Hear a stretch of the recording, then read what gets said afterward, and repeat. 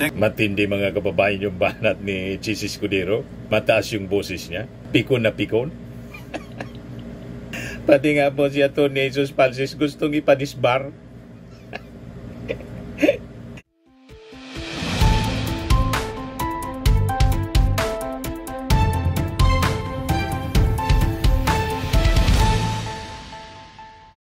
Hello po mga kababayan, si Dante Maravillas. Binanatan po ni dating Senate President Chis Escudero si Martin Romualdez. Nag-privilege speech po kanina sa Senado. Ayan sabi ni Chis Escudero, iisang tao lamang ang nasa likod ng script. Senator Chis Escudero accuses former House Speaker and later Representative Martin Romualdez of orchestrating a zarzuela to divert the attention of the public against House lawmakers allegedly behind the flood control anomalies. May mga congressmen na mga sangkot sa flood control anomalies. At isa na dyan, si Saldico. Si Saldico nag-resign na kanina pa lang. Ang tanong, yung mga senador na sangkot din sa anomalies, sa kickback, kailan magre-resign? Si Speaker Martin nag-resign as Speaker. Pero si Chis Escudero hindi man nag-resign. Kailangan pang ikudita. At yung mga senador na nasabit, tulad ni Jinggoy, ni Joel Villanueva, di mag-inhibit sa investigasyon ng Blue Ribbon. Talagang harap-harapan, nandun sila para ikompronta yung mga witnesses. Sino ngayon ang mga kapalang mukha? Pero pakinggan natin mga kababayan yung privilege speech ni Chis Escudero kanina. Ayan po.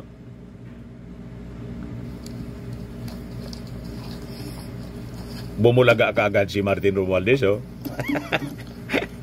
Thank you, Mr. Senate President. Thank you, distinguished Majority Floor Leader. I rise to make a brief manifestation in response to the events of recent days. Inubo? Ginoong Pangulo, meron po tayong kasabihan sa wikang Pilipino.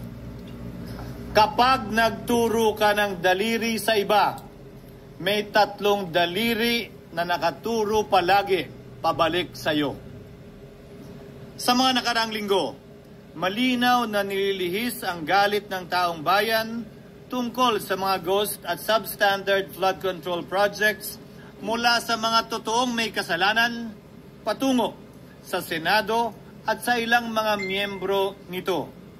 Tila pilit na ginagawang panakipbutas, ika nga at fall guy, at diversyon ang mga senador palayo sa Kamara at sa mga tunay na may sala. Klarong-klaro po ang script nito.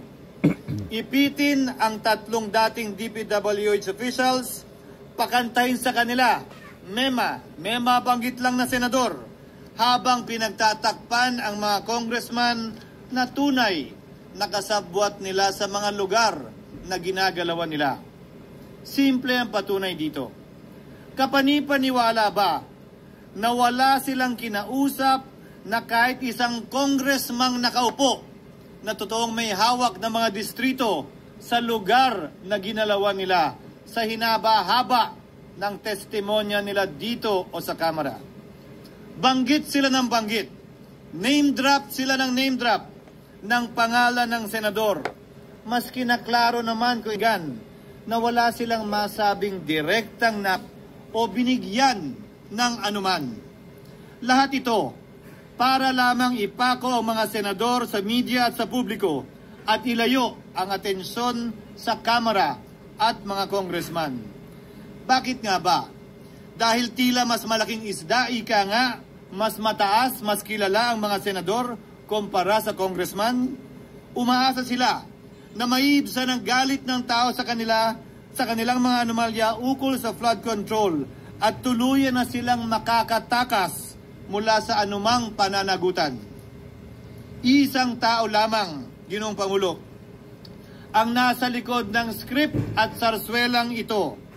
Siya ang dahilan ng kaguluhan, pagkakaaway-away, pagkakawatak-watak na ngayon yumayanig sa ating bayan, maprotektahan lamang ang sarili niya. Ang pangalan niya ay matagal nang bulong-bulungan sa bawat sulok ng bansa Pero ngayon, unti-unti nang sinisigaw ng taong bayan.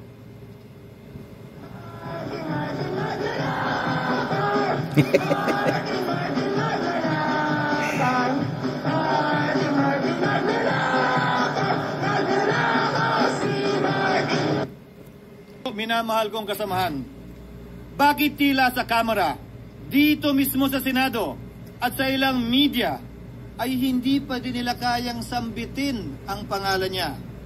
Pues, sasabihin ko, Martin Romualdez. Minsan ang binanggit ng mga diskaya ito mismo dito sa Senado ang kanyang pangalan, pero agad itong pinabawi nung humarap sila sa Kamara. Binanggit ni Master Sergeant Gutesa ang kanyang pangalan, pero ultimo notaryo, natunto nila at pinabawi nila ang pagnotaryo. Buti na lang, huli na't nasabi na niya ang pangalan ni Martin Romualdez na pinanumpan dito mismo sa ating Blue Ribbon Committee. Hindi ba't si Ginoong Gutesa hindi ba't si Sergeant Gutesa lamang ang bukod tanging testigo na walang kinalaman, hindi sangkot sa flood control issue, walang hininging immunity, deal o proteksyon kapalit ng kanyang pagtestigo? Siya ang kauna-unahang nagtestigo na personal na naghatid ng pera sa bahay mismo ni Martin Romualdez.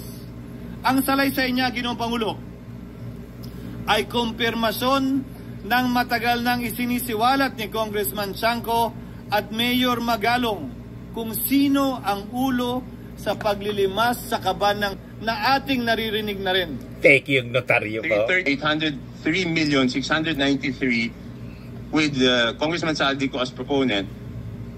For the record, ang binabanggit po nating Representative Eli Saldico, siya po yung chairman ng House Appropriations Committee. Wala ka duda-duda yan. Ito nga, hirap na hirap silang banggitin pa yung isa sa mga mastermind nila dyan, si Saldico. Hirap na hirap pa silang banggitin. May isa pang mas mataas sa kanya? Hindi naman gagalaw yun kung walang... Siyempre, hindi naman gagalaw yun kung walang pahintulot yung mas mataas sa kanya. Just the House Speaker. Ginoong, pahintulutan niyo po ako magkwento ng konti upang patotohanan ang mga salitang ito. Taong 2023 nung tinalaga si Ginoong Kiko Laurel bilang kalihim ng kagawaran ng agrikultura. Bilang suporta sa kanyang mandato, tinanong ko noon ang isang simpleng katanungan sa budget process natin. Bakit mas malaki ang pondo ng flood control kesa sa agrikultura? Why is it that the budget for flood control is bigger than the budget of the Department of Agriculture or the agriculture sector as a whole? The fifth biggest allocation, not even a department, is flood control. And allocating a measly 31 billion for irrigation, for rice. Why? Pagkatapos po noon, tinulungan ko siyang bawasan ng flood control budget at idagdag sa 2024 budget ng Department of Agriculture. Aniya, tumawag daw sa kanya si Congressman Zaldico dahil pinapatanong daw ni Speaker Romualdez, bakit binawasan ang pondo ng flood control? Ngunit wala nang nagawa si Congressman ko dahil sinabi niyang pasayan ng Pangulo. Nung termino ko rin po bilang Pangulo ng Senado, maraming beses po akong tinanong ni Pangulong Bongbong Marcos tungkol sa panukalang budget para sa 2025. Sinabi ko po sa kanya ang buo at tapat na katotohanan para malaman po niya ang tunay na larawan at sitwasyon ng pambansang budget para sa taong yon. Ito marahil, Ginoong Pangulo, minamahal kong kasamahan, ang isa sa mga dahilan kung bakit pinag-utos ng Pangulo ang pag-veto at pag-for late release sa FLR at pag-hold ng malaking bahagi ng budget nila. Marahil, isa rin ito sa mga dahilan kung bakit ninais ng Pangulo na matanggal si Congressman Zaldico naman ang House Committee on Appropriations sa mga inilahad ko, at marahil na-discover din ng Pangulo kaugnay sa 2025 budget. Hindi malayo, Ginoong Pangulo, na naganap din ang mga ito noong 2023, 2024 at mga nauna pang budget kung saan napakaraming ghost at substandard projects ayon kay Secretary Vince Dizon at ayon mismo sa talumpati ng ating kasamahan na si Senator Ping Lacson. Ngunit marahil ay walang naglakas loob na sabihin ang katotohanan kay Pangulong Marcos o magsumbong sa kanya kaugnay sa ilang mga bagay na ito bago ako. Nais ko din pong kumpirmahin ang sinabi ni Congressman Toby Chanco na ang pag-file ng impeachment complaint laban kay Vice President Sara Duterte ginamit na paraan ni Speaker Romualdez para mag-release ng pondo nila na naka-FLR or for late release bago mag-eleksyon.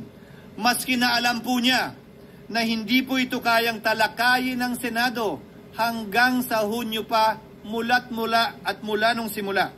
Ulitin ko, ginamit ni Martin Romualdez ang FLR at ang pangalan ng Pangulong Marcos upang itulak ang kanilang unconstitutional na impeachment complaint. Sabi nila, pumirma kayo dahil kung hindi lalabas ang pondo nyo na naka-FLR bago mag-eleksyon. Subalit, Ginoong Pangulo, hindi ito umubra. Hindi ito umubra dahil tinanggihan ito ni PBBM. Sinabi niyang walang ganyang uri ng usapan at sinabi niyang hindi niya gagawin yon. Kaya't hanggang ngayon, nananatili pa rin for late release ang mga questionableng pondo nila. And that is why, Mr. President, distinguished colleagues, at the height of the impeachment controversy and amidst the passion of some sectors to remove the Vice President at all costs, I urged prudence and level-headedness because I knew that greed and not accountability was the reason behind it. In the end, Mr. President, the Supreme Court vindicated us. The Supreme Court vindicated us by saying, among others, quote, "There is a right way to do the right thing at the right time. This is what the rule of just law means." Close quotations. Ginoong Pangulo, sinisi po sa akin ni Speaker Romualdez ang pagkakatanggal kay Congressman Zaldico. Sinisi po niya sa akin ang pag-FLR or for late release ng kanilang mga proyekto. Sinisi po niya sa akin ang pagkakadismiss ng impeachment complaint laban kay VP Sara na nakikita niyang makakatunggali niya sa susunod na halalan. Sinisi din niya po sa akin ang pagkakasira ng kanilang maitim na balakin sa 2025 budget na nagawa nila ng walang balakid na mga nagdaang taon. Ginoong Pangulo, naging tapat ako at ginawa ko lamang ang aking tungkulin. Kung ano ang tingin kong tama at nararapat para sa bansa at sa sambayanan. Subalit, sa kabila po nito, nagsimula na ang lahat ng bira, paninira at kaso laban sa akin at sa Senado. At ang nasa likod ng lahat ng ito, walang iba kung hindi si Martin Romualdez. Ika nga ni Mayor Magalong na ngayon lamang nakita ko sinisiraan na rin ngayon. Bakit ko ba nilabanan at binisto sila Speaker Romualdez mula noon hanggang ngayon kung kasabwat at kasapakat lang din nila ako? Hindi ko po gagawin yun. Sa ng tennis court, ang nasabing usali sinimulang pinatayo noong ika-6 ng Oktubre taong 2022 at ang kontraktor, ang St. Gerard Construction na pagmamayari ng mga diskaya na nasangkot ngayon sa mga maanumalyang flood control projects. Dahil dito, kwenasyon ng ilan ang pagiging special advisor ni Mayor Benjamin Magalong sa ICI. Lalabanan ko ba yung anlalakas na yan, sila Speaker? Lalabanan ko ba yung mga mayayaman na yan? Kung ako'y bulok, I fought for what is right. Ano nga ba ang ginawa nila sa akin? Una, hinalungkat ang isyu ng campaign contribution na tinanggap ko mula sa isang individual na may-ari ng kumpanyang nakakuha ng kontrata sa gobyerno. Inipit niya ang budget ng COMELEC dahil dito at binusisi ang di umano kaso kong ito. Subalit, Ginoong Pangulo, tulad ng sinabi ko sa simula ng aking talumpati, kapag ka nagturo ka ng daliri kanino man, may 3 daliring nakaturo pabalik palagi sa iyo. Anong nangyari? Hindi ba't biglang may lumabas na ulat ang PCIJ na ang dami naman palang opisyal, hindi lang senador, mas mataas pa ang tumanggap din ng ganong uri ng kontribusyon noong 2022 elections? Ang tanong ko ay simple. Kung legal at walang mali sa ginawa nila, edi dapat legal din at tama ang ginawa ko. Pero bakit ako lang ang iniimbestigahan tungkol dito? Higit pa doon, Ginoong Pangulo, hindi ba tayon kay Mayor Magalong merong 67 na miyembro ng Kamara na kontraktor? Ito po ay mga miyembro ng Kamara na may construction firm na nakakuha ng kontrata sa gobyerno. Kung bawal talaga ito, ibig sabihin ba niyan, bawal na nilang gastusin ang sarili nilang pera para sa kanilang sariling kandidatura? Bakit hindi din binubusisi yun? Bakit hindi inaalam yun? Ako lang talaga? Pangalawa, inintriga ni Martin Romualdez ang dating liderato ng Senado dahil sa pagkakaupo at pagdinig ni Senator Marcoleta sa Blue Ribbon Committee dahil marahil sa pananaw niya ay hindi siya safe kay Marcoleta. Ngunit, Ginoong Pangulo, sa hindi niya inaasahang pagkakataon, nung araw ding yun, nagsalita ang mga diskaya, pinangalanan ng 17 congressman na kasoso niya, kabilang ang pagbanggit na naman ng pangalan ni Martin Romualdez. Karamihan sa mga kawani ng DPWH na nabanggit sa itaas ay paulit-ulit na binabanggit ang delivery ng pera ay para sa kay Saldico na dapat at least 25%. Si Kong Marvin Rillo naman ay ilang beses na binabanggit ang pangalan ni Speaker Martin Romualdez bilang kanyang malapit na kaibigan. Isa na naman po itong patunay, Ginoong Pangulo. Kapag ka nagturo ka ng daliri sa iba, may 3 daliring nakaturo pabalik sa iyo. Pangatlo, sa pagdinig ng Blue Ribbon Committee kung saan ni-name drop ako ni Yusek Bernardo, bagaman inamin niyang personal na mismo na hindi niya rekta kung nakausap o binigyan ng anuman, bigla namang tumestigo si retired Master Sergeant Gutesa at muling pinangalanan si Martin Romualdez na hinahatiran daw niya ng pera sa mismong bahay nito. Ang bawat malita ay may lamang humigit kumulang 48 million pesos. Kalimitang dinadala sa bahay ni Congressman Saldico, ibababa lamang namin ay 35 malita para i-deliver sa bahay ni House Speaker Martin Romualdez. Gamit ang script niya sa pagturo sa akin, ayan na naman. May 3 daliring nakaturo palagi pabalik sa kanya tuwing ginagawa niya yan. Ulitin ko po for the record, Ginoong Pangulo, ang sinabi ni retired Master Sergeant Gutesa. 35 maleta ng pera na naglalaman na mahigit kumulang 48 milyong piso bawat isa o kulang-kulang 1.7 billion pesos sa isang delivery ay di umano hinatid niya sa iba't ibang bahay, sa iba't ibang pagkakataon ni Martin Romualdez. Subalit, sa kabila ng lahat ng ito, hindi ba nakapagtataka bakit hindi sinasama si Martin Romualdez sa anumang investigasyon? DOJ man, NBI man, AMLAC man.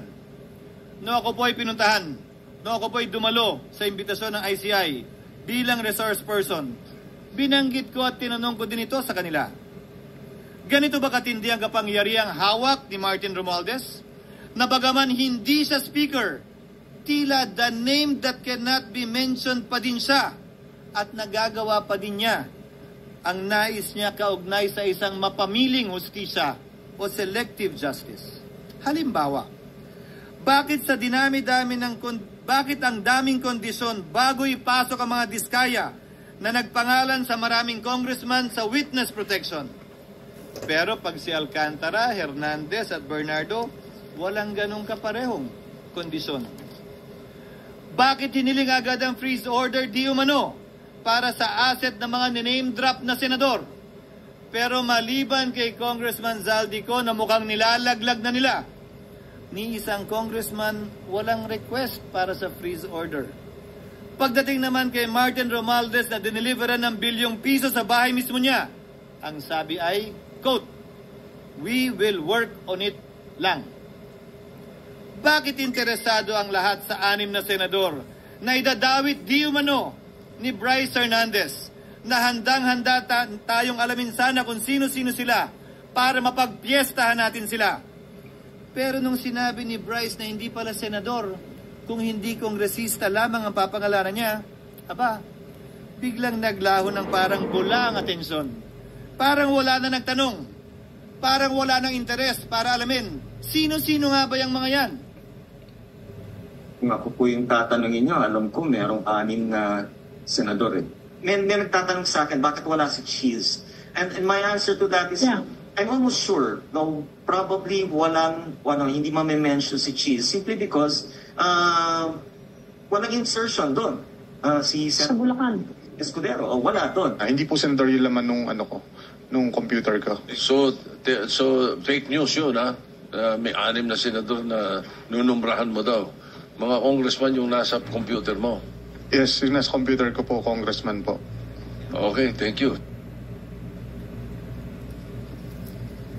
Ginoong Pangulo, na ang mga nakaupong senador na dinidiinan sa ngayon ay ang dating Pangulo, dating pro tem, dating punong mayoriya ng Senado, na lahat nagkataon din lang ba na bumoto kontra sa depektibong impeachment ni Vice President Duterte o talagang tinumbok lang kami?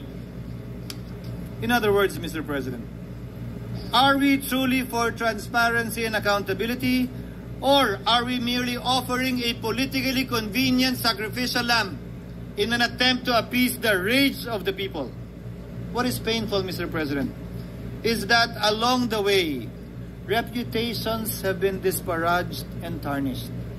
Innocent persons have been implicated, and the Senate is slowly but surely being destroyed. Nagkataon lang po ba na ang lahat ng ito o ito'y sumusunod sa isang script, direksyon at basbas ni Martin Romualdez? Sa kanyang script na naglalayong ilihis ang galit ng bayan mula sa kanya at sa mga kasabwat niya at ituro ito sa Senado at mga senador. Ginoong Pangulo, ang script at sarswelang ito ay di uubra dahil napakalayo po nito sa katotohanan. Napakasama sa panlasa at tinitiyak ko sa inyo, hindi po ito matatanggap at lulunukin ng sambayanang Pilipino. I've been in public service for 27 years. I've never been accused nor charged with corruption. This is the sterling record which they are trying to tear down, and I tell you, they will not succeed. I will defend myself, Mr. President, against these malicious and false allegations. In fact, I have already filed and will be filing necessary and appropriate charges against my accusers and prove them wrong. And with the help of the Almighty, I will be vindicated and declared innocent, I am sure. Kaya ko po ipagtanggol ang sarili ko, Ginoong Pangulo. Ngunit, Ginoong Pangulo, sino po ang nagtatanggol sa ating institusyon? Kaya't ang aking tanging hiling po sana sa inyo, Ginoong Pangulo, at sa ating mga kasamahan sa Senado. Labanan po ninyo at huwag niyong pahintulutang ang mapamiling hustisya na lantarang nangyayari sa harap natin ngayon. For what is happening now is selective justice and mob justice. Members of the Senate have been thrown off a cliff before the court of public opinion in an attempt to mollify the people's rage, thereby covering up the real perpetrators and giving them a chance to get away. Mr. President, I will not allow justice to be weaponized against the innocent to protect the guilty. Because this corrodes the legitimacy of the law before our people's eyes. Wala pong naniniwala. Bagkos lahat nagtatanong, bakit walang congressman na kasama sa investigasyon? But what about the other congressmen in Bulacan? Why haven't they been questioned? Called out, yeah. You think that they do not know what's going on? Ginoong Pangulo, mga minamahal kong kasamahan, huwag po tayong sumunod sa script ni Martin Romualdez. Labanan po natin ang script na ito. Pasagutin at imbestigahan lahat ng niname drop at nabanggit, congressman man, senador man at iba pang opisyal, at dapat kasama dito si Martin Romualdez. Ginoong Pangulo, hindi ba natin nakikita na pilit tayong pinag-aaway-away? Mayaman, mamamayan laban sa lingkod bayan. Lokal laban sa nasyonal na opisyal. Congressman laban sa kapwa congressman. At ngayon, senador laban sa kapwa senador. Pamilya laban sa pamilya. Pilipino laban sa kapwa Pilipino. Ginoong Pangulo, tandaan po natin, mas madaling manipulahin at ang nag-aaway at nagkakawatak-watak na bansa. At ito ang eksaktong gusto nilang mangyari. Ito, sa aking paniniwala, ay bahagi pa din ng script at sarswela na nais palaganapin ni Martin Romualdez upang lituhin, guluhin, linlangin at sirain ang ating lipunan at bansa para lamang huwag siyang mabisto. Sana ay huwag nating payagang mangyari ito. Ginoong Pangulo, tulad ng sinabi ko sa simula ng aking talumpati, sa kada mapang-akusa at mapanghusgang daliri na ituturo ninyo sa inyong kapwa, lalo na kung walang basihan, merong 3 daliring palaging nakaturo sa iyo pabalik. Sana po, maging mapanuri tayo. Huwag dali-daling magturo at maghusga dahil lamang sa napakinggan. Huwag tayong sumabay, kumampi at magpadala sa script at sarswela ni Martin Romualdez. Kung kayo ay kakampi ni Martin Romualdez, pues sumunod kayo sa gusto nila. Una, maniwala kayo sa mga sinasabi ng testigo niya na nagtuturo lamang sa mga senador. Pangalawa, ibuhos niyo ang galit niyo sa Senado at ng mga senador at palayo kay Martin at sa mga congressman. Pangatlo, pagdudahan at sirain niyo si Sergeant Gutesa na bukod tanging hindi nakinabang at walang bahid at hiningi anumang kapalit sa pagsabi ng katotohanan.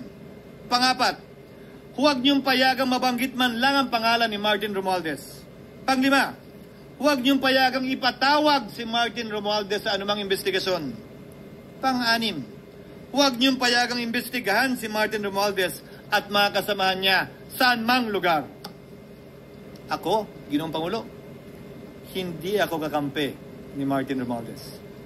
Kaya lalabanan ko siya at lahat ng panglilinlang niya. Una, papatunayan kung hindi totoo ang mga panggigipit at paninira ng mga testigo niya laban sa akin at mga senador.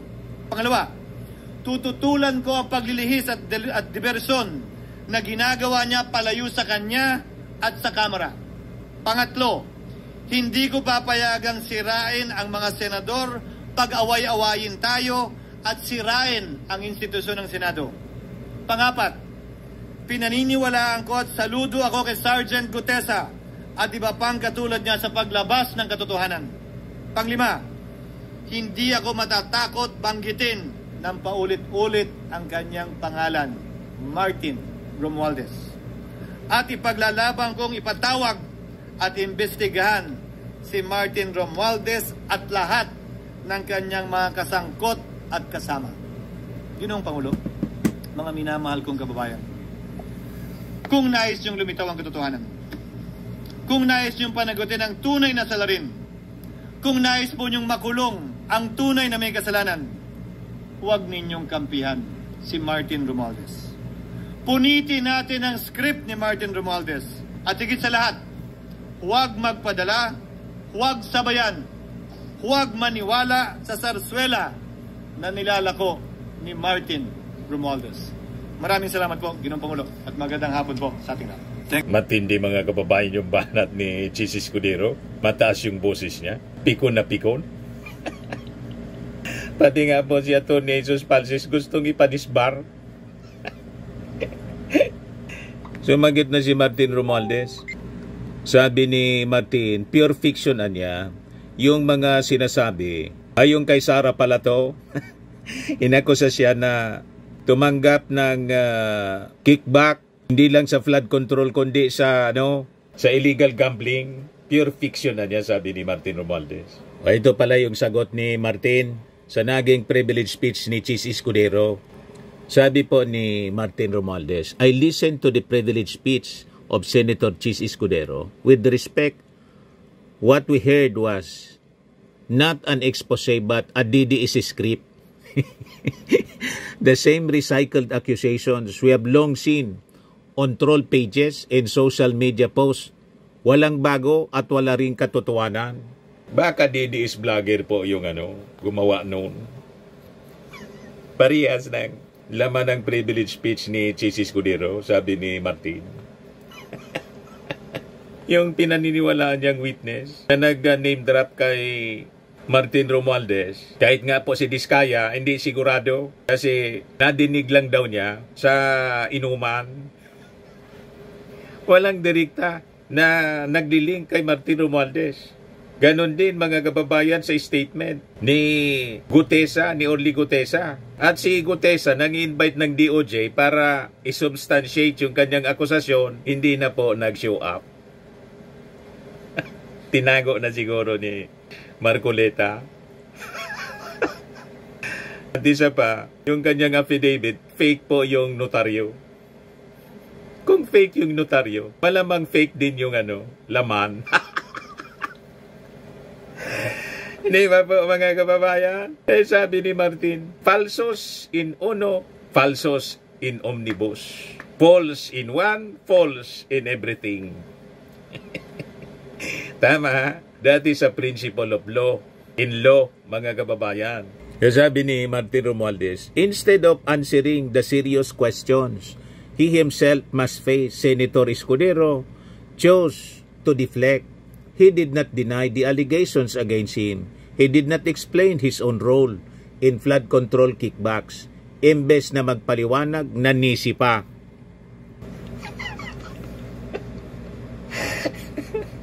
Imbes magpaliwanag, nanisi, parang si Sara Duterte. Imbes ipaliwanag yung articles of impeachment, ang ginawa, nag-file yung abogado niya. Question yung constitutionality. Wala pari-parehas po sila. Sabi ni Martin, malinaw naman ang katotohanan, ang talumpati ni Senator Escudero ay hindi tungkol sa pananagutan kundi para isulong ang kanyang personal na ambisyon. It was a performance designed to profess loyalty in service to Vice President Sara Duterte and to position himself as her ally for 2028. Ang tunay na pinagsisilbihan ay hindi ang katotohanan kundi ang sariling interes at plano sa politika. For my part, I will continue to cooperate with every impartial investigation. My record can withstand scrutiny. Wala akong tinatago. As for Senator Escudero, kung tunay na pananagutan ang hanap, sa presento na siya magpaliwanag. End of message. Yan lang mga kababayan yung maiksing sagot ni Martin Romualdez sa napakabang litania, speech ni Chis Escudero na piko na. Halata po na piko na po.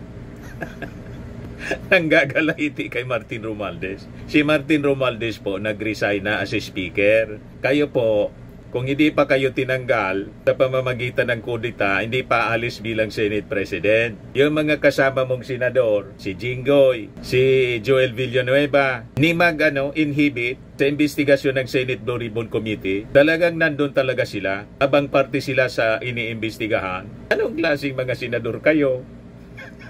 Si Saldico nag-resign na. Yan ang mga taong may delikadesa. Kayong mga senador, ang tanong natin, kailan kayo magre-resign? Tama ba?